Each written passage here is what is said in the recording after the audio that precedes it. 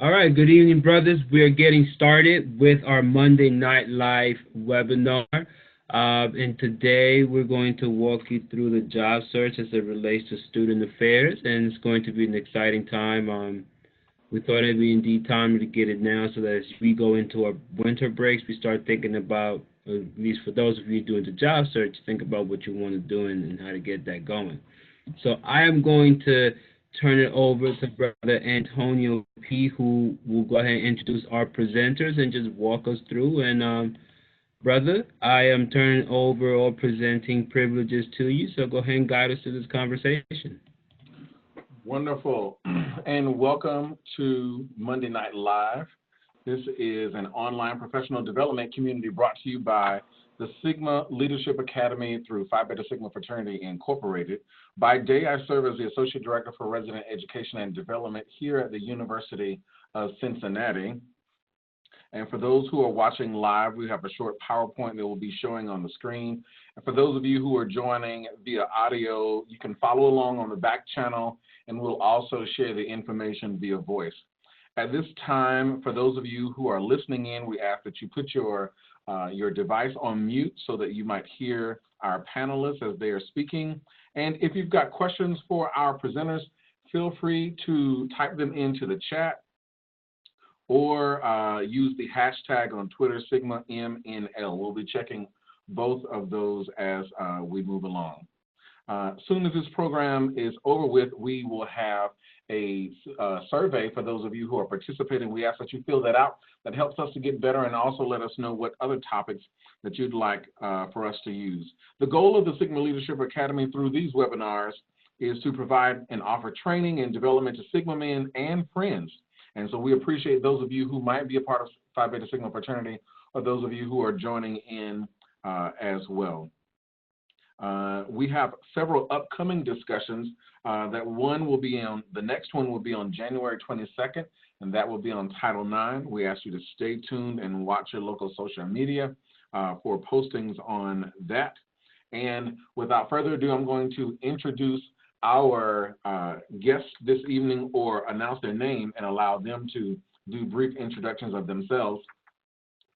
We have Brother Dr. William Washington from the University of Flint, University of Michigan at Flint. Brother Brandon Palmore from the University of Louisville. I don't know why I put Louisiana on this paper. It's Louisiana.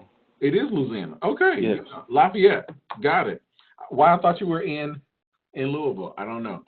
And a good friend of mine, Tiffany Bromfield, at the University of North Texas, and Tiffany is also serving on the Placement Exchange. And for those of you who are unfamiliar with the Placement Exchange, it's hosted by ACUOI, the Housing and NASPA together with support from other foundations and other associations. I'm going to get this started and ask our presenters to tell us a little bit about their professional journey. And we'll start with Dr. Washington. Tell us about your professional journey, and after that, give us 2 main points for searching at the mid-level. Dr. Washington. Good evening, everyone. So I stumbled upon student affairs. I started out at Grand Valley State University in Michigan as a public administration major, worked in the nonprofit area for some years, and then was convinced to come back and do my master's in higher education by a former boss that thought I'd be good in higher ed, and then ended up in housing and been in housing since. So my most recent position is as director of housing and residence life at University of Michigan Flint, and then I have just obtained my doctorate from Eastern Michigan University in educational leadership. So next path is yet to be determined, but my professional tips, first and foremost, I would say do your homework.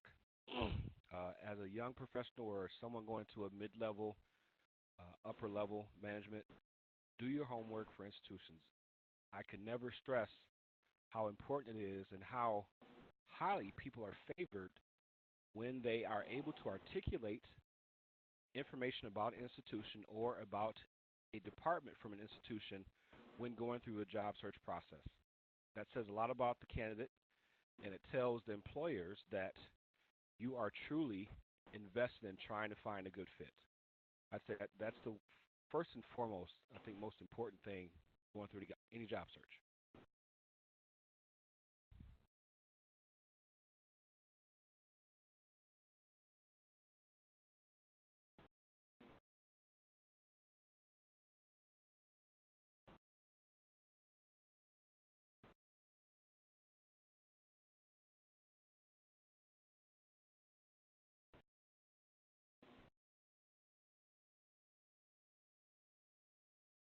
I can't hear you, Brother P. Yeah, Brother P, you still muted. Ah, there we go. That would be better, right? Let me repeat that. Uh, tell us a little bit about your professional journey, and give us two main points from that you wish you had known as a candidate that you didn't know. We ain't catch none of your beginning there, brother. Who you talking about? Who you talking to? Talking to you, brother. Can you All right. Yeah, no problem. Absolutely. So my name is Brandon Palmore. I currently serve as the Assistant Director of Student Engagement and Leadership at the University of Louisiana at Lafayette. My journey through higher education was one of, I guess, shifting gears a little bit. I started off in corporate America working as a database analyst at Coke Industries for a couple of months, and realized that my passion didn't lie in crunching numbers. So I actually had a mentor contact me and tell me that he felt like I would be really good for grad school and doing the higher education experience. So I applied at Texas A&M University at Commerce and received my master's degree there. And then I actually went through the placement exchange, navigated that space, and received my position from that space. So I think that my job search and my job experience has been one of that, learning how to network and network well, definitely knowing what that scene is like, and knowing what it's like to network on a massive scale, and sometimes going in with your elevator speech, going in knowing that you're going to meet somebody that could potentially be your employer. It doesn't matter where you're at. You could be at the gas station, you could be in your car, you could be coming up to an interview, leaving an interview, and seeing somebody that's in a completely different field as you, or completely different office or still our campus partner in that campus, and be the person that's going to offer you your next job. So always being on your toes, always staying ready to present yourself and give your elevator speech, your 60 seconds of who you are, what you want to do, and what you're capable of doing, and making yourself incredibly available to change has been a thing for me. I've moved from 5 states within the last 5 years, and I've definitely been able and open to expressing what it's like to be, I guess, with the wind when it comes to being in higher education, because we're not in a field that really grounds you for a long period of time in the lower levels. Once you get to the middle level, upper level, you'll be looking for longevity purposes. But at this time, I'm looking to gain as much experience as I can from different places. So being open and always being ready to network are my two things. Thank you for that. And we'll move to Tiffany. And Tiffany, tell us a little bit about your professional journey, and give us two main points of preparing for a placement exchange. I know Tiffany is with the Placement Exchange, but there are also other placement exchanges that others might want to participate in. Hello, everyone. My name is Tiffany Bromfield, as Antonio said, and I currently serve as a community director at the University of North Texas. I have been in higher ed now going on 4 years, and I've been at 3 different institutions. So what Brendan's point about being open and able to move and change is very, very important and highly regarded. But in terms of preparing for the placement exchange, probably the biggest thing to focus on is your resume. Because I participated as an employer for my university, and now I'm on the placement exchange committee, and we also are piloting a resume review service.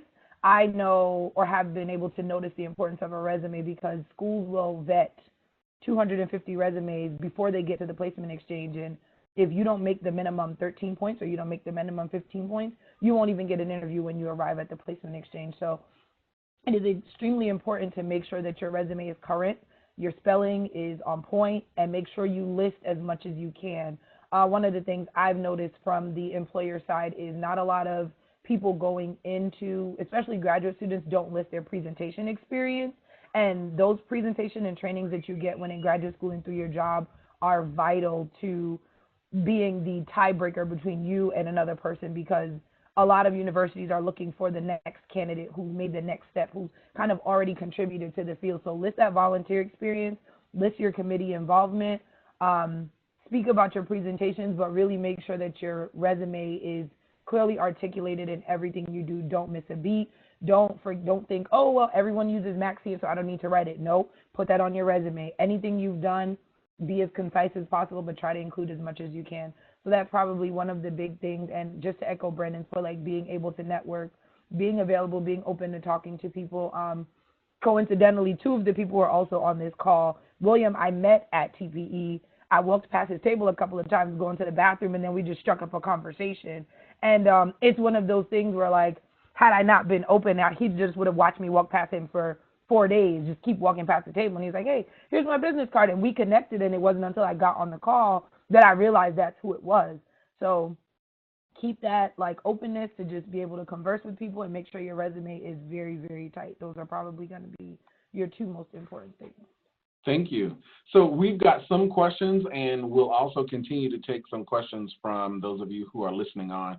And so our first question I'll field to Dr. Washington. What are some tips for professionals who are looking to change functional areas? Well, I would say when you're looking to change functional areas, I was told this a long time ago, decide on where you want to go. Or if there's a couple options, then feel free. But start looking at job descriptions for those things that you're aspiring to be, for those positions that you're trying to get to. Figure out the skill sets needed for those different positions, whether they're lateral moves or advancements, and start trying to work on attaining some of those skills where you are. If that means jumping on a committee or calling another department, hey, can I come and do 5 hours a week for the next month in that area?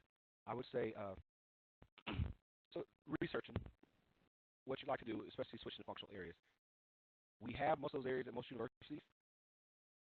There may be some specialty areas that you might have to reach outside your school for, but I would say contact those people that you may or may not know that are doing the work.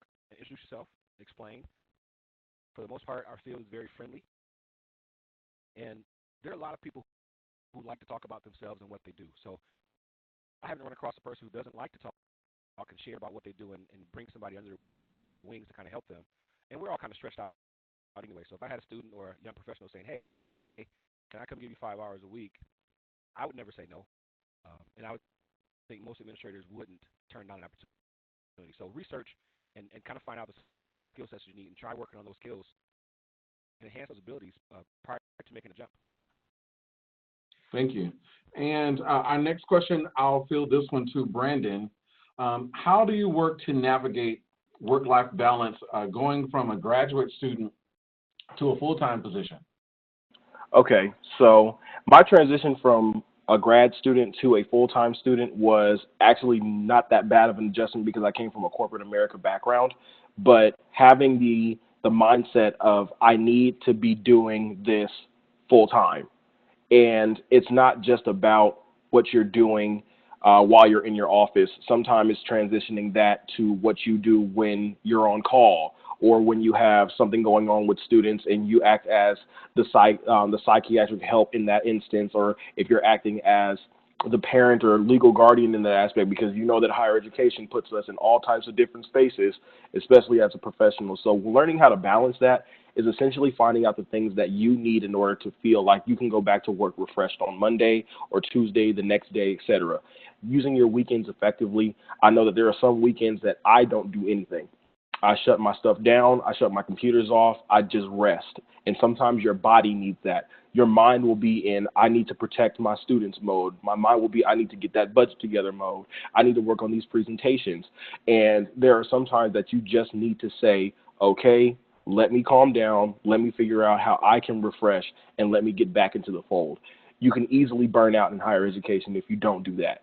So learning what those essential pieces are in order to making you who you are and putting that into a way that you can become refreshed for that next week is how you get that balance. Because in grad school, you have a lot of time to do those things. You can focus on work, you can focus on doing your papers or whatever you have to do, but ultimately a lot of your work is going to be 20 hours a week. So you're doubling that time, then adding some, because there's some institutions that will give you that comp time. Now you need to learn how to balance that stuff and find out those things that make you whole. Thank you for that. Our next question is for Tiffany, and Tiffany, I believe you moved between states. I believe so. So this next question came from an individual who is specifically moving from the Midwest to a more southern region in the next year, and they would like some advice on, establishing a network in a new city or new location within a new university. Any tips for those who are looking to make those types of transitions? Well, one of the things I would say is vital is kind of using the networks you already have. Speaking as a woman of color, I'm in several different, like Black women in higher education groups, Black people in student affairs groups, I'm in a women of housing group. Never underestimate the power of social media, because one of the biggest things social media does is connect people. Even with moving, I was living in Connecticut before I relocated to Texas, and when I got the job in Texas, the first thing I did was like get in all my group meetings, and I was like, hey, I got a position at UNT. Is anybody in the area? Can anyone help me? People are usually pretty good about it, and even then, I've had friends who've gone on LinkedIn when they've started new jobs and just started connecting with everybody that works at the university that they are going to be working at. But the adjustment is always going to be different depending on the kind of person you are, because I've lived in like Toledo, Ohio, which is a place that's not very urban. Well, it's urban, but it's not a young group of people there. Into moving to like the DFW Dallas area where there's like a slew of young people. So it's really just about making those connections and using the networks you already have. And I would definitely say leaning on affinity groups. So that's not only for people of color, for our Hispanic and Latino brothers and sisters, for our LGBTQ family. There's always those kind of those different communities to connect on. So use social media to your advantage. I would definitely say that's been one of the thing that has helped me most with my adjustments. I went from North Carolina to Ohio to Connecticut, and now I'm in Texas. So just being really connected at random with people like, oh, I know so-and-so works at this school, and they'll probably put you in connection. So it makes the adjustment a little bit easier. I'm going to continue on with some of that questioning, because I think transitions can be very difficult for folks. And I'll throw this out for any of you. Have any of you moved with a partner or family, and what was that transition like for them? How did you maintain? Did you do distance? Any part of that? Any one of the panelists? I can speak to that. When I took my position in Chicago, University of Illinois, at Chicago, I had a daughter that lived in Wisconsin, so I actually moved, and there was a 4-hour gap between us. I became engaged while I was at Chicago. I ended up moving back to Michigan with my family and had 2 little ones. So went back to Grand Rapids, and then I attained the job in Flint. My transition in both of those cases, there was temporary separation. So I went ahead, worked, had to commute for a while and go back and forth just to keep everybody happy, while I sought out resources and the needs of the family in the space, kind of reported back, negotiated some things, and then moved the family over. So that was, it's very meticulous in regards to trying to maintain a household in 2 different spaces, take care of people, and also prepare to move your personal belongings and an entire house to a different space. So with that, for me, it was important to discuss that with my new employers, make sure they understood some of the challenges, and solicit resources from the new employer. Some employers will help with a relocation package, and most may not, depending on the level of the position. And funding that schools are getting slim. So that's going to be an important part of a decision when you're trying to move and relocate for a job. Little less stressful for an individual, but when you add multiple mixes, a wife, a husband, partner, children, it becomes a little difficult. So being meticulous is very important. And William, I'll continue with a question for you, because this next one is on compensation, and I know you've done your fair share of hiring too. And this one is kind of a 2-part. How should a candidate go about inquiring the compensation, and I'll add to that compensation and benefits, and when is an appropriate time to begin to negotiate salary once you've received an offer? So this is really subject to the person and the department and institution you work with. Some institutions are very forthright with putting the salary range on the job uh, description and promotion of the position, and some aren't. It's very tricky, and I would say in every area, it's really important if you know people that know people. Shaking the tree and talking to others usually offers the best solution. For me, as a hiring agent, I tried to make sure the information was available. If not, I would say ask about the salary after the first round. If there's no salary information, go to the first round. Make sure that there's something that you want to pursue. And if you make it to a second round, it's okay to ask about the salary. Not negotiate your salary, just ask what what it's paying. I would say not to start negotiating until you've gotten an offer. And I would say do it immediately. Don't get an offer and then wait a day or wait 2 days and say, can I negotiate what this offer, what the salary is? It needs to be an immediate reaction because they have to go back through several channels. And sometimes the answer is no, we can't go any higher, but you never know. If you don't ask, you won't know. At that time, if they make an offer to you, very seldom will they say, I'm sorry, you're not the person for this job because you asked about negotiating.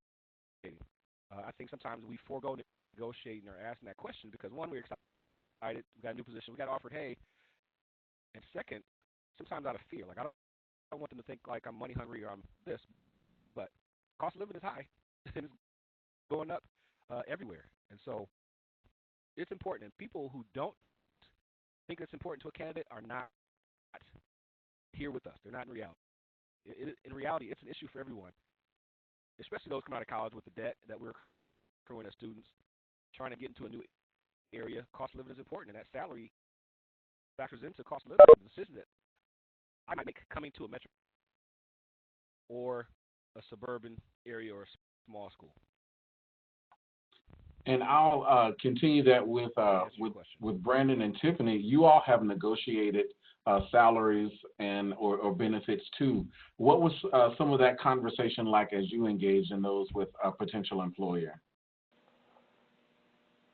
After you, Tiffany. One of the things for me is I'm a firm believer of two things. One, they can always say no. I'd rather them tell me no than not ask. And two, the other part of it is if you are the best candidate and this is a university that really wants to keep you, they will do the best that they can. But understand that sometimes jobs will have a set salary, and usually when the salary is set, it's posted. But from my understanding, being kind of on the other side of the table in like having conversations with my supervisors and things of that nature, a lot of more so state schools have a little more negotiation room. So you also have to keep that in mind when you're interviewing with private schools versus public schools and that kind of thing. Because if it, like at UNT, we're an auxiliary. So we kind of work off of our own funds as opposed to some universities where they get salaries off of student fees. So that affects how much they're able to be paid. So keep that in mind, but you can always ask. The worst they're going to tell you is no. That's just how my mantra on it. And kind of to reiterate everything that Tiffany has said so far, I think that it's really important to just ask the question. I feel like a lot of times we make taboo out of asking about salary when you're applying for a job that you're going to have to work and you're expected to be compensated for such. So being as transparent as you can when you're asking about the salary and know within reason what other competitors or other institutions are making, and even look at your institution and see what the climate of funding is for the institution.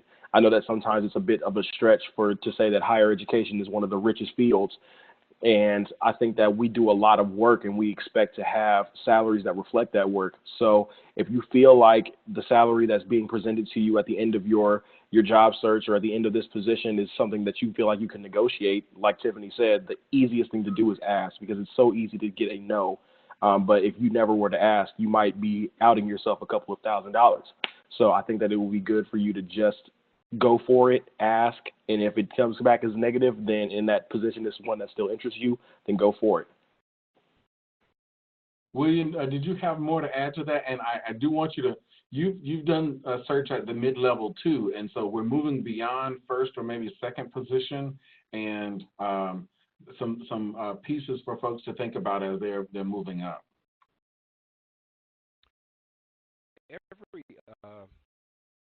Every position comes with a range. So HR is going to give the department a range for salary.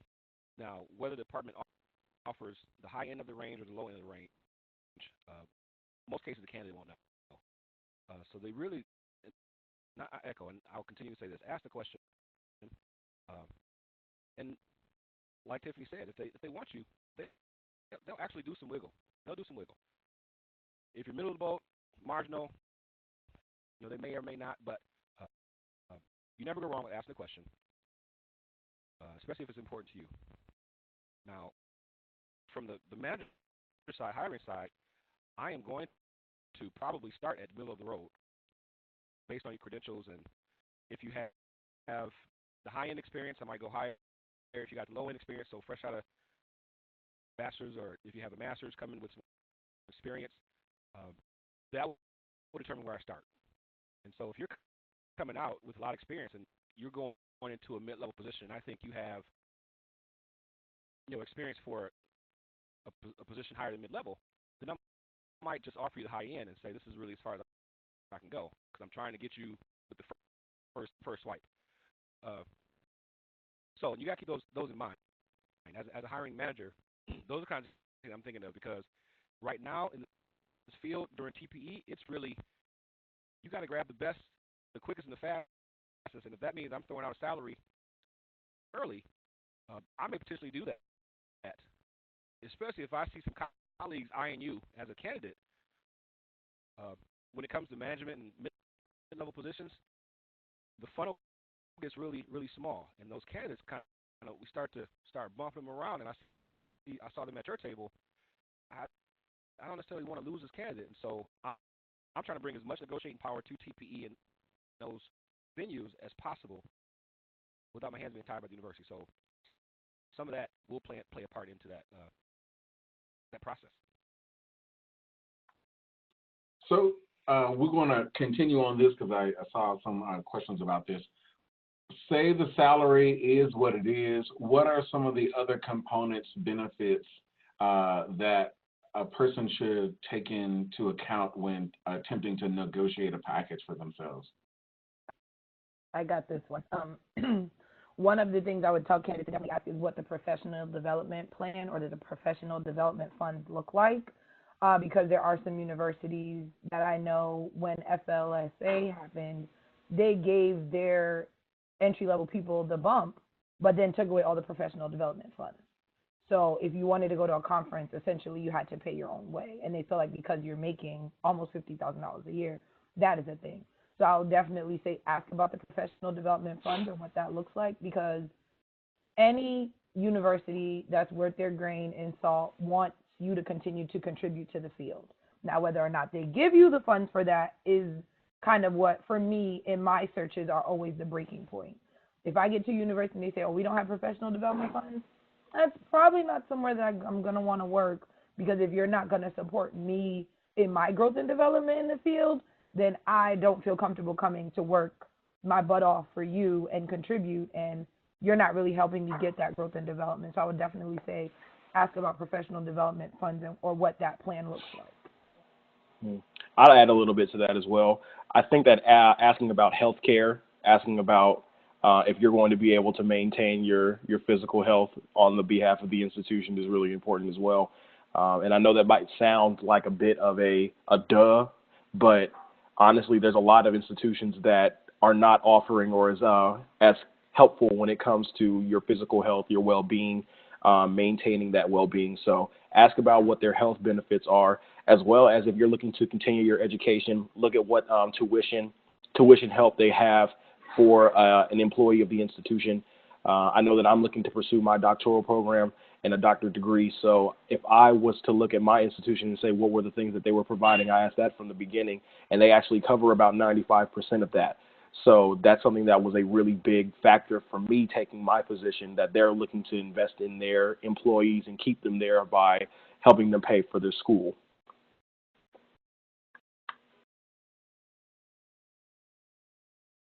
I'd I would add a few things as well. So depending on your family situation,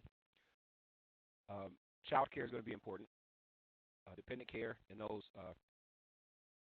ways to save money on bills. So if you can't get the proper package, and I would say most managers can't necessarily speak to the exact packages because most universities offer different packages for benefits that you have to choose from. And I might only be familiar with the one that I chose. So your salary might not offer you the opportunity to get that top tier healthcare package. So you're looking for other ways to kind of help out. So is there a health savings account that you can utilize? What's the limits for that university? You might want to look at options for saving money for dependent care if you have young ones, or taking care of a parent or a family member. And then I would also push out looking at some of the things that may not necessarily be in the benefits package. So opportunities for self-care. We're a field that pushes people to the brink of unhealthy living, period. Lack of sleep, food, that kind of thing. Are there programs at the university that sponsor maybe yoga for the staff, or fit challenges, fitness challenges, or things of that nature that might help you stay healthy and get engaged without pulling from anybody's pocket? So I would say see if there's some programs at the university that support balance with the staff, and everyone should be able to speak on that. If there's a program at the university, we should be able to speak on it as hiring managers and say, yes, we have this fit challenge that we do on a yearly basis, or every semester or trimester we do something with the staff and we compete against other departments or whatever. We get prizes, but look for those ways for them to tell you, outside of the financial pieces that don't have a dollar sign, what are ways that we can contribute to you being a better you? Not necessarily, it could be professionally, it could be health-wise, but what are some creative ways that you're helping us as a candidate, as an employee, without talking about dollar signs? Most definitely, and thank all three of you for that. We've got another question from Twitter. Should it be a good practice to apply for different functional areas, or is it best to apply for jobs in the area that you're passionate about? And I'll throw that out for any of you. I can start with that one. Definitely looking at what your end game is. And I think that that Brother Washington had alluded to this earlier, that you want to look at job descriptions and you want to see what experiences will help you get that experience. So if you're looking for a position as a president of an institution, you want to look at that functional area, see what those credentials are that makes a good university president, and then start aligning yourself with experiences that will work towards that goal. If you need conduct experience because you're looking to become a dean of students, then start looking at what those functional areas are that you can get that conduct experience so you then can go into the next level. So applying for different things is great as long as they are contributing to you getting to your end game. So before you apply to 5 and 6 positions in multiple functional areas, see what your end game is, look at that job description, see what that entails, and then go and find positions that will best suit that need.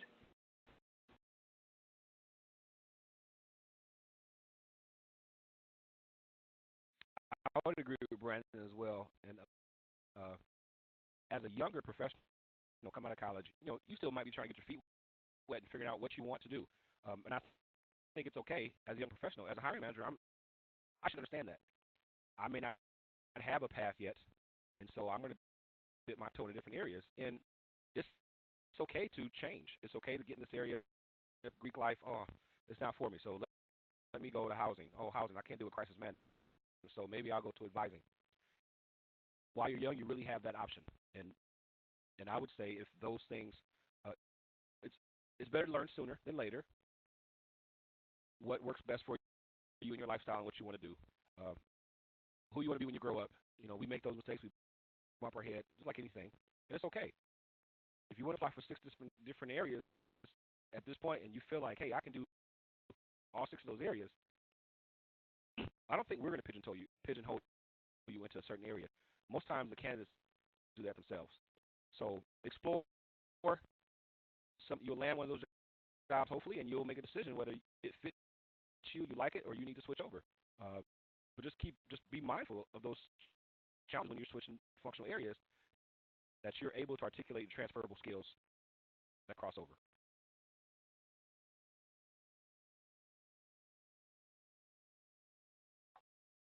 Tiffany, anything to add?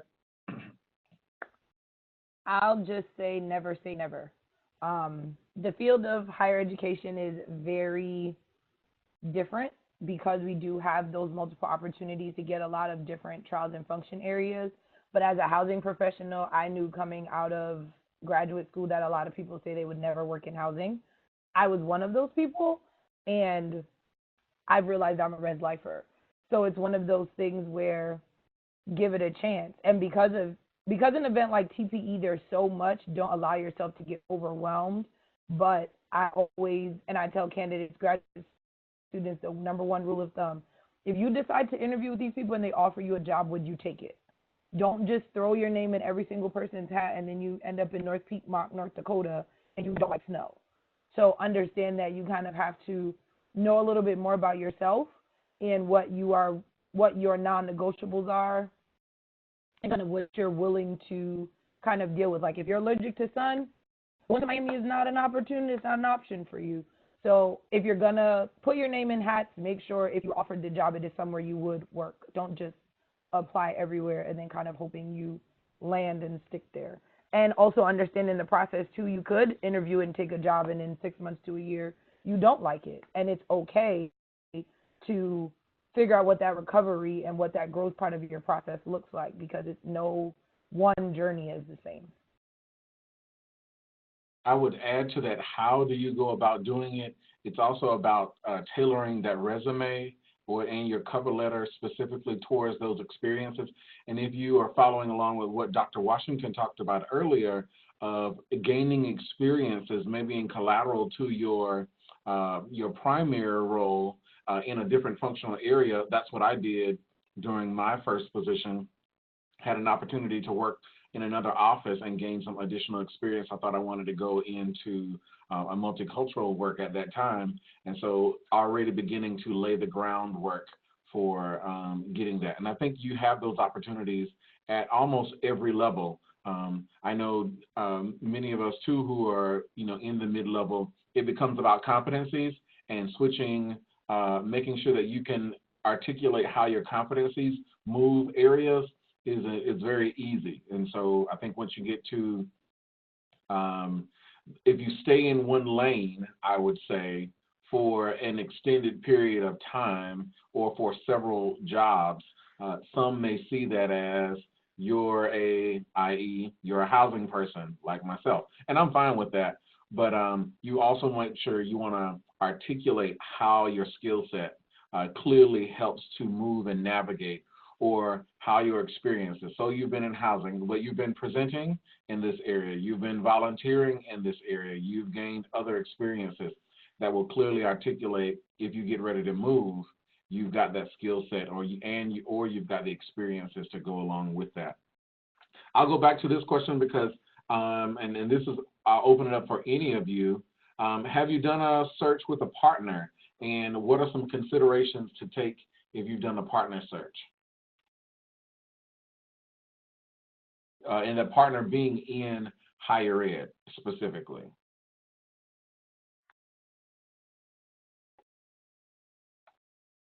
I can't speak to it personally. I've seen it occur, and oftentimes those usually occur at the higher. I've seen the more successful attempts occur at the higher level positions, so VPs and those sorts. I have not witnessed partners come in that was a collaborative effort at an institution that was successful or timely.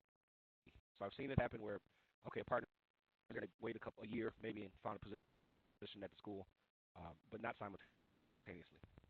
So I can't really speak to that.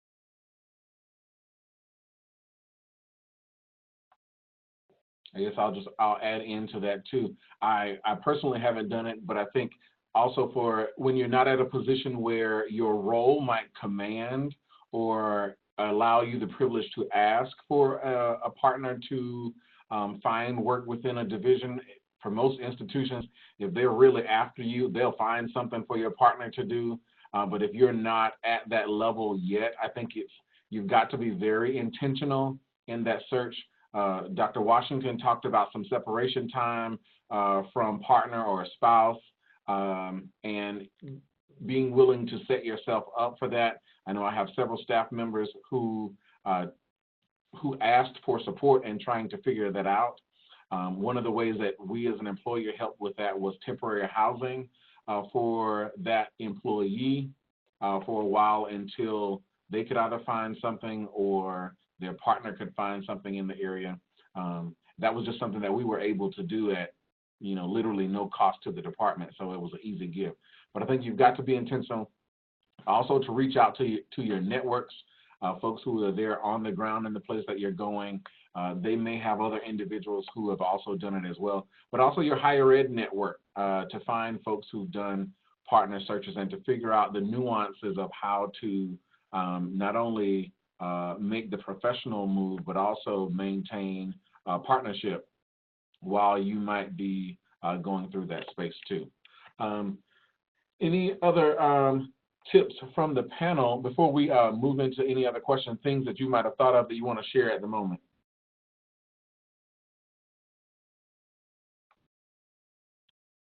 I'd like to share a few tips in regards to, as a manager, what I'm looking for in those mid-level positions. The first thing I'm looking for is the ability to be flexible. We're asked to do a lot of different things, and the higher you go, the more hats you need to be able to wear. Understand that the positions aren't about you. So if, as a mid-level manager, you're coming in and our interview is about you, about what you want, what you need, and how you felt. I'm not going to consider you as high as I would someone who is student-centered or centered about others. So if you're more concerned about the staff and the students and our purpose, that's what I'm looking for. I'm not looking for how you feel or how you fit at that moment, especially in the first round. I need somebody who's a conflict manager and not an instigator. This goes with yourself and others. So not starting to mess with others and helping people mitigate other issues, and also being able to manage your own conflicts outside of work, inside of work, and utilizing resources. Multitasking, and then one of the bigger things for me is self-care. Especially being in housing, we get pulled in so many different directions, and I'm seeing it more and more outside of housing as well, student affairs in general. Self-care, that balance between how you take care of yourself and how you're being called at midnight by students who need advice or just want an ear to talk to. It's important that you are making time, and I heard Brandon say he shuts off on the weekends sometimes. It's a good practice, and you start it early, because if you don't start it early, it's going to be hard to reclaim that time and that lifestyle later. And the last thing, I'm looking for quick learners. It's okay if you don't know what the job is. I want you to be able to show me that you can come in and learn the pieces that you don't necessarily know. So those are the kind of things that I'm looking for as a manager, hiring a manager. Something I'd like to add to that, I think that understanding your why in higher education is really important as well. You need to understand what your purpose is. And that's something that I've picked up on my journey even outside of higher education. And now I've been able to express that to candidates and other professionals, that they need to learn why they're here. Like, where are you going? Why are you here? Et cetera. So if you can really talk about your why to your employer, or your why to a potential employer, you really have to give your 100% when talking about those things. One of the things I would say, or kind of a two-part, is trust the process, but enjoy it. in the job search in itself in higher education can be very, very, very laborious if you're just applying and it seems like you're interviewing all the time. But understand that it takes time for you to find the right fit. And be yourself. Like, one thing I know as participating in the process as an employer, like, you can tell when a candidate sits down and they've given the same speech 40 times before they've gotten to your table. So as kind of draining as the process is, like, slap a smile on, smize, and give all you got, because it really is for some employers, it's about the feel of you as a candidate, and that determines whether you get a second interview or not. And the TPE process itself, because it is so strenuous, like, make sure you are taking time to, like take breaks, have lunch, eat, maybe skip this interview, don't interview till 7 o'clock at night, because by 5:30 your brain is kind of mushy anyway. So make sure you're, like, taking time for yourself, but you're putting your best foot forward in the process.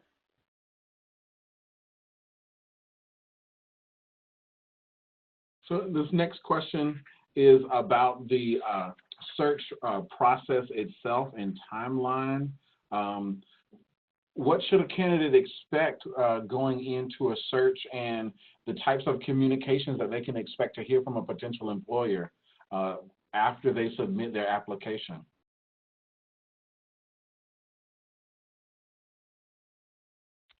I'll add it. The field frustrates me in this sense. It's really hard to tell. I like to communicate with candidates in a timely manner. So within a week after we've come back from the conference, some institutions aren't able to, depending on HR policies and practices. And then there's a group of us in our profession that just don't talk to candidates. I'm just going to let you flail in the wind until you call me a month later and say, hey, where am I in your position, in your candidate pool? So that frustrates me, and I have to be really honest, it's there. It happens. So not hearing something in a timely manner is not always the worst. It's very frustrating, though. So feel free, I would say, most times after an event like TPE, the schools have to go back to the university, vet the names out through HR, depending on how fast the departments are. And I haven't seen a fast HR department yet.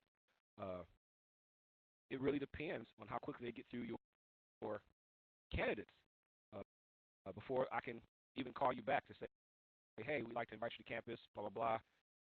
And then you have a different vetting group. So is it just my department? Is it a hiring committee comprised of multiple departments that's going to look at these candidates? As a manager, I kind of know what that process is prior to going, and I'll try and convey that message. I can say I've never been able to convey a message that's been accurate, even based on me being a director, because there's always some snag. Oh, well, they didn't fill out this part, or now we have a funding issue we have to hold up or pause for a second, and now I can't speak to it, but I want to keep your candidates in queue, but I can't talk about, hey, I might not be able to have this position now because I got back and something happened budget-wise. So I've had that experience, but I would say it's professionally you should be getting calls in a timely manner. I can't say it always happens, and I would say if you haven't, it's okay to call back after a few weeks if you haven't heard anything about a position that you want. And ask the question, where am I at in the pool? Has the process changed? Should I still expect this timeline, or is there an alternate timeline now? And I think that's fair. Something that I'll add to that, I've been able to, I guess, establish a best practice for myself in just asking after the interview phase, if you are able to get to that interview phase, like, what is your timeline? What are your expectations?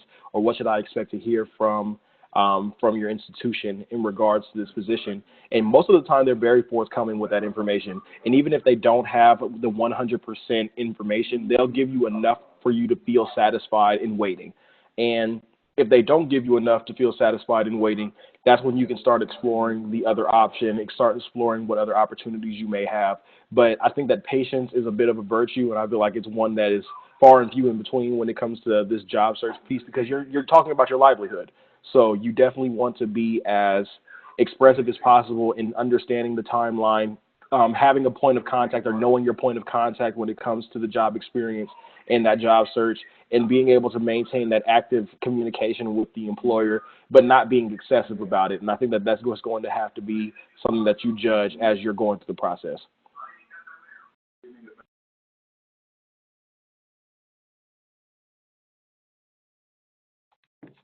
Tiffany, anything to add? You're good? I'm good. Awesome. So let's continue to talk about search timelines. How long was your last search process that you were a part of? And I'll also echo Dr. Washington. I've done recent searches this semester, and I too coincide that I have not been able to keep my word on any of the timelines because of snags behind the scene. And so they do happen, I think, and most employers do want to communicate, but are tied by process that they can't say much from that. But how long should I expect? If I'm beginning, say, let's say you're on the typical higher education cycle, I begin applying maybe in January or February to positions. How long should I expect to be on the market?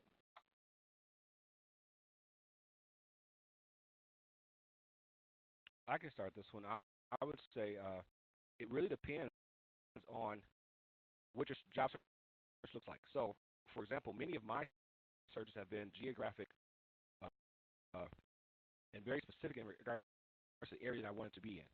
So those may take longer because you only have a finite amount of institutions and finite amount of positions that you would be willing to take uh, when it's open. So, as a younger professional, you might have a lot more opportunities, and especially if you're a quality young professional, you're probably going to be a hot commodity. Uh, so, for example, a person searching countrywide, don't care where I go, I just want to find the right position, may find a position better than someone who's trying to go back home to Louisiana or to Michigan, Midwest or West Coast. Um, and again, it's really about the positions that you're willing to take. So if you are very, very open and you can do a few different areas, might open up and might be quicker. If you're trying to just stay in one area, it might take a little longer. There's really no set, I want to say, customary time frame in regards to a search. It's really dependent on you selling yourself and then the options that you're willing to open yourself up to.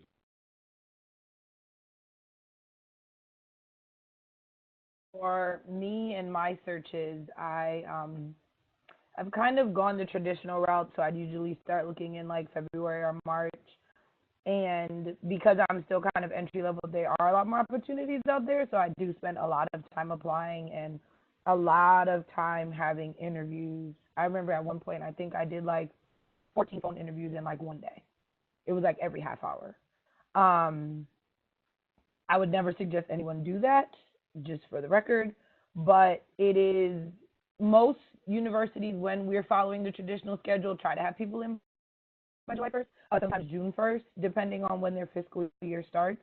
But I know, like with my process at UNT, because of the way our HR office is, from the day I had the interview, I came on campus the next week, and then it was like a month before I got an offer because of their like HR and their background checks and all these other things they had to do.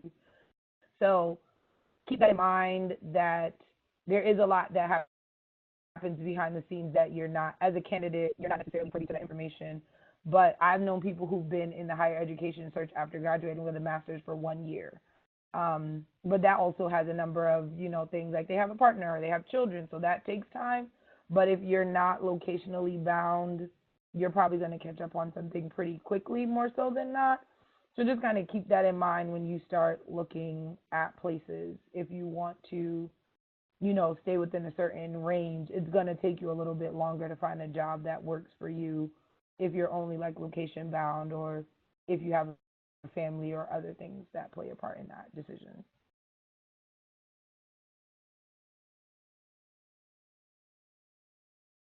And maybe Brandon stepped out for a moment, but I also want to shift gears and get into managing yourself at a placement exchange, because I don't know if I think it's one thing to talk about being in those spaces, and it's another thing physically being there and understanding, whoa, this is a lot on my body and my mind, and maybe I'm an introvert and this is too much extroverting during that time. And so let's talk about showing up in those spaces, and maybe we can name a couple of the larger search places that you all might be familiar with. Okay. I'm willing to talk on that one. TPE, the placement exchange, was a really big shift in the way that I think about interviewing, because it was almost hundreds of institutions asking you similar questions, and you having to do research on institutions that really interest you, but in the same time, you get something in your mailbox that says, hey, this institution is really interested in you. So having to double back, do a research on that institution because they've reached out to you, and then being able to talk to your experiences and learn about how that experience can help you in that institution, it's really, really taxing. And I think that the best thing that you can do is know yourself. It is okay to say no. It is okay to say, I don't have time in this day to interview. And even if you do have a time slot in that day, that does not mean that you're obligated to fill that with an interview with an institution. Sometimes your interactions outside of that interview space are going to mean more than your interactions in that interview space. So always being ready to present yourself, but being presentable in a way that's always indicative of the way that you are. Don't let TPE have you become somebody that you're not. Don't have TPE become something that is an end-all be-all for you, because there are other institutions that, well, there are other conferences in place that will have these similar experience. OPE, which is another job experience and job search conference, will be hosted. It's a bit smaller, but it's the same thing. So navigate TPE the same way that you would navigate any interview. Know that there needs to be breaks. Know that you need a break. You don't have to be Superman, Superwoman. You have to be super person to do all of these things. You need to be as willing to accept that you are not perfect as possible.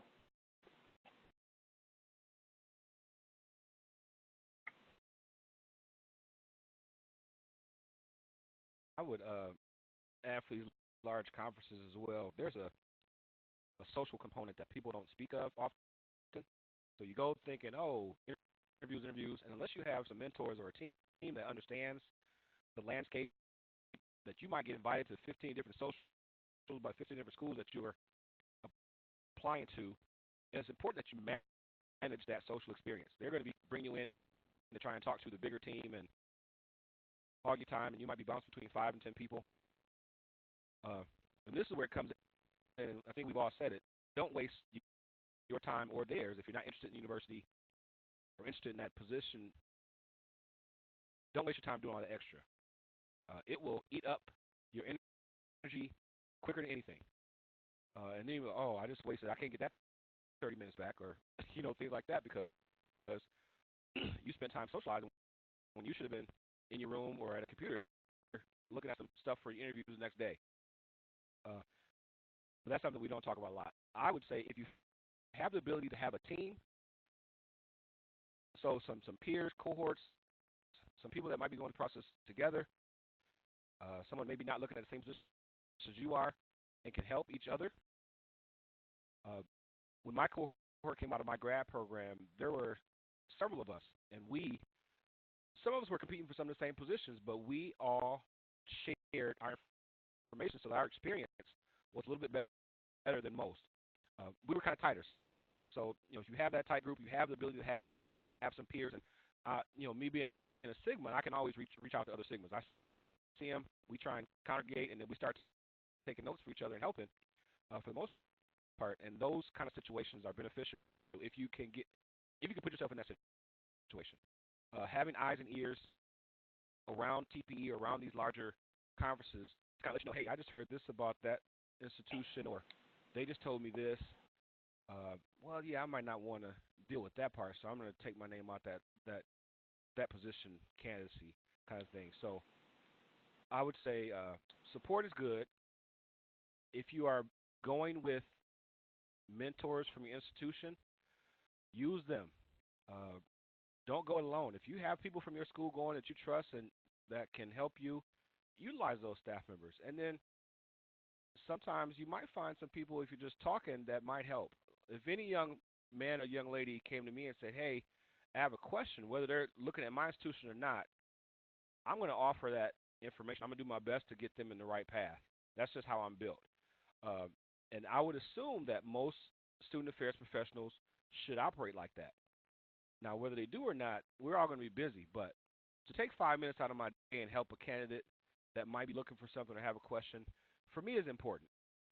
And I would say there are several other people that I know that I run with that share the same kind of mantra. I'm going to help when I can.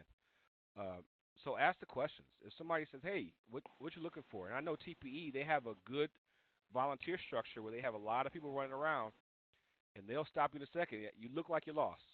Can I help you get somewhere?" Say, "Yes, I need help," and not be Superman or Superwoman if you don't have to be. Right. And I think that you really touched on a really good point there about utilizing your network. I know a lot of my cohort and some of my best friends were going through TPE at the same time. Some of my great friends were working TPE while I was going through TPE. One of my lodge brothers went for a lot of the same positions that I did because we had similar experiences and similar backgrounds. But being able to rely on one another and having conversations about, okay, what did you feel about this position? How did you feel about this? Do you feel like this would be a good fit for you and where you want to be? Or do you feel like this is something that I would be greater benefiting from in my experience? And having those effective conversations with him actually made both of us end up at the same institution. So where there were two positions, we ended up going for the same one. There was another position that was open for him and had his experience and the things that he wanted to do. And he was able to say, well, I believe that this experience would be better suited for you, and I think that this experience would be better suited for me. So I'm going to bow out of this position in order to make sure that you would be a better shoe-in for that candidacy, and I'm going to go for the position that's more exciting to me. So using that resource and having that fellowship with somebody was really important in navigating TPE, because I was able to really grasp what it meant to look at the experience for where I see it benefiting me in the long run. So use your resources, use your mentors, use your people, and be as intentional as possible when you're having conversations about next moves. One of the things I will tell you is to trust your gut. It is your gut's almost always right, and you will go into a lot of these different interviews and a lot of these spaces where something doesn't feel right. Follow it. Take the opportunity to actually get to connect with people and make sure you send follow-up emails. That is usually, or some of the time, that is the deal breaker between you and another candidate. But make sure you get the people's names right, because I can't tell you how many emails I got from people with not my name on it. So if you are going to take that route, whether it's handwritten notes or it's emails, make sure that you are writing it to the correct person.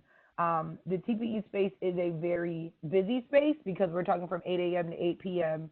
and it's just a running circle of people. So make sure that you are not underestimating who knows who, and be careful of the conversations that you're having with people in spaces, because there are people who will listen and say, oh, this candidate, they said this and that about this person, or they said this and that about this university. So understand that you don't want to be brutally honest and it come back to essentially bite you in the butt. So keep that in mind.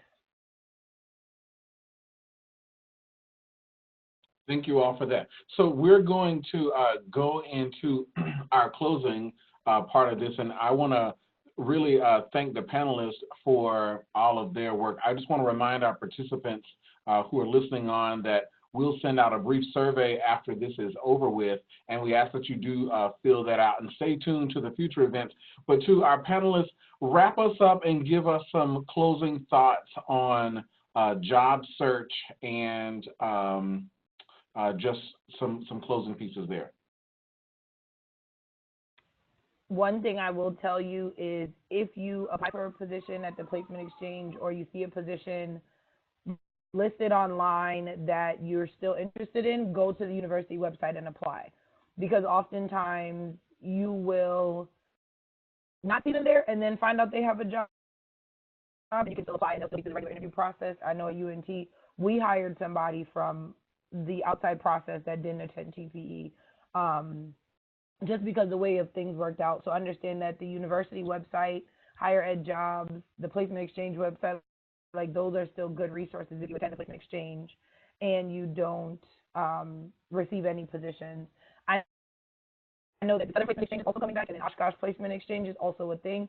So just if you feel like you go to TPE or you can't afford to go to TPE, there are other options for you to consider as well in the job search, just in general, because at the end of the day, we just want people to be employed in our field. We want bright young minds who are eager to work. So keep that in mind and enjoy the process. I'm here if you need me. You'll see me at TPE. I'll be wearing this blue vest that they make everybody wear. It's like asking me a question. But I'm available if anyone has anything to follow up and ask at a later time. I'll say that the TPE process is one that's a bit of a beast, but when you learn how to maintain and manage that beast, it becomes incredibly beneficial for you as a professional in the long run. So remember what it is to be yourself. Be unapologetically yourself in those spaces because you want to be in a place that's best fitting for you. Ultimately, higher ed is not about the money. And I know that a lot of times salary does speak volumes, but I think that our fit is the best thing for us. So you want to make sure that the institution that you're going for is the best fit for you. And the only way that you can really see or feel that is if you go in there and you continue to be yourself. Do not go into an interview mode and become this completely different person and then get to an institution based off of who you are in that space and then completely change when you get in front of the students and you get in front of the campus partners because they're going to say, well, who is this person? This person wasn't the person that we interviewed. So making sure that you understand you going into this space, making sure that you understand your why and making sure that you understand how you're going to get to that next level from this position and what you're going to do when you're in that position. I'm always available if you have any questions, comments, or concerns. My social media has been posted onto this forum, so if you have any questions or you'd like to reach out, please feel free.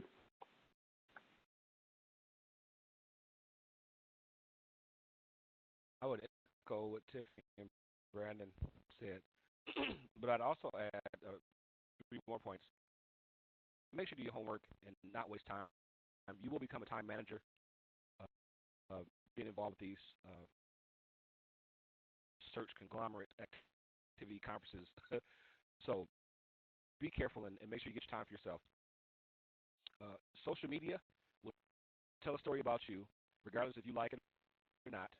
So be mindful of what your social media presence is and shows and conveys, because people, even though it may not be an official part of a search process, everyone will have somebody from that university looking at a website, whether they ask for it or not, and your social media. They're going to look for you and try to figure out who you are outside of work and outside of the interview process. And then if you have an opportunity to get involved as a volunteer, that might be one of the best opportunities for you to get in people's faces and make connections outside of the interviews, because you being a volunteer really says a lot about you and says a lot to employers. But the biggest thing is it gives the people opportunity to learn your name. And you provide some type of service and help out. Now I know Brandon. I saw Brandon at the table. He gave me some tape. We had a short conversation. Brandon's a cool guy. Those kind of things. She's going to walk around the blue vest. So people are going to know her. She's going to expand her network just by virtue of wearing the blue vest and working around the conference, helping out people. So that could be very important if you can. Again, it's going to be a time management thing for a lot of candidates. I have attended several TPEs and several Oshkosh placements, and I have not actually gone through any of those to find a position. I've always been on a team. I've always been part of a hiring team or the hiring manager. But I see value in them, and because all of my searches were specific to a geographical area, those weren't the best ways for me to get a position. But I would concur with Brandon in regards to be intentional. It's okay to say no, and it's okay to find that fit. And if you're overwhelmed, stop, because you can't go into another interview frazzled and that overwhelmness take you over and you mess up that interview that for the job that you really want. So find a safe space, find somebody safe to talk to, figure it out quick, because the longer it takes, the more it affects your interviews, and try and go with the plan. And again, if you can find some support, make sure that support is available, and knowing that support is available. But I wish everyone the best of luck, and feel free to email me as well. I have not decided if I'll attend this TPE conference yet or not. At this point, I'm not going, but I'm always available to talk to young professionals or anyone about any questions and offer my advice. Thank all of you for sharing your words of wisdom with this group of folks. And we've got a couple more pieces. Again, we want to remind you, January 22nd, we've got some upcoming webinars there on the screen. January 22nd, February 26th, March 26th, and April 16th. Same time, 8 p.m. to 9:30 p.m. Eastern. Tune in for those that are coming up. And for those who want to assist us in filling out our survey, it's at bit.ly/MNL, the number 121817. That's our survey. We'll also send this out to the email form to our participants as well. I want to thank again our panelists for joining us and sharing your expertise with us. I too will be at the Placement Exchange, and feel free to contact myself. I want to thank our gracious host each and every time, Brother Rafael Matos, who is leading the Sigma Leadership Academy and all of the things that are coming. Join us again for another edition of Monday Night Live. My name is Antonio P., and we thank you for tuning in.